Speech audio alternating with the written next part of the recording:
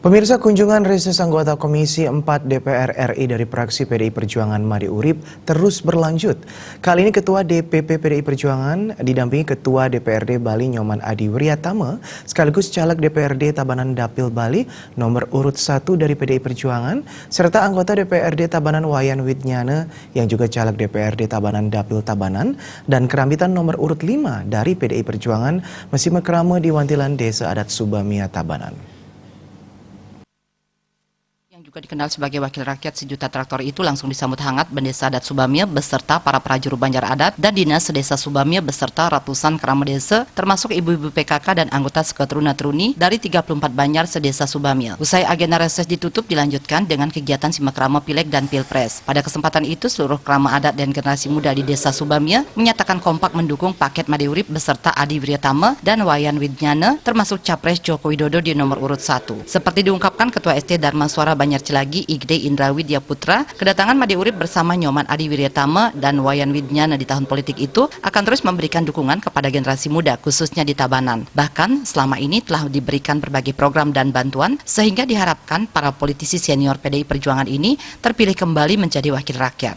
Bapak Wayan Widnyana selaku DPR Kecamatan Tabanan, Bapak Adi Wiryatama selaku Ketua DPRD Provinsi Bali dan Bapak Made Urip selaku DPR RI. Saya harap selanjutnya Bapak-Bapak puniki terus memberikan dukungan-dukungan terhadap seketuruna khususnya di Kabupaten Tabanan. Perwakilan lainnya dari STT Dwi Karya Dharma Santi Banjar Subamia, Igede Sukedana juga menyebutkan kehadiran Made Urip beserta Nyoman Adi Wiryatama dan Wayan Widnyana selalu berbuat untuk generasi muda. Harapan kami untuk kedepannya dari Bapak Made Urip, dari Bapak Nyoman Adi Wiryatama dan Bapak Wayan Widnyana tetap membina dan mendukung apapun kegiatan dari STT khususnya di Kecamatan Tabanan ataupun Kabupaten Tabanan puniki.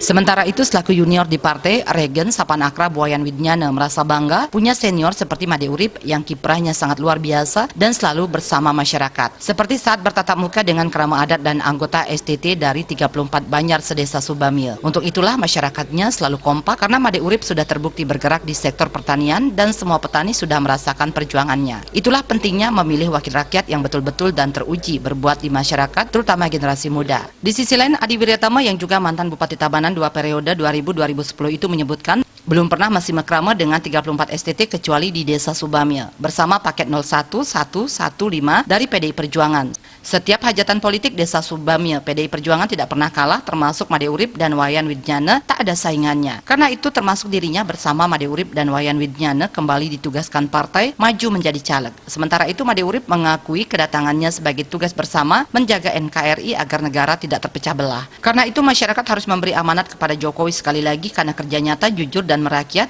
termasuk mewujudkan dana desa dengan membangun negara dari pinggir. Masyarakat diajak agar bila perlu sedesa Subamia harus 100% mendukung Jokowi. Apalagi Tabanan sebagai basis kemenangan PDI Perjuangan. Khususnya kepada generasi muda sebagai pemilih pemula yang menjadi generasi milenial diharapkan informasi di medsos harus dipilah-pilah.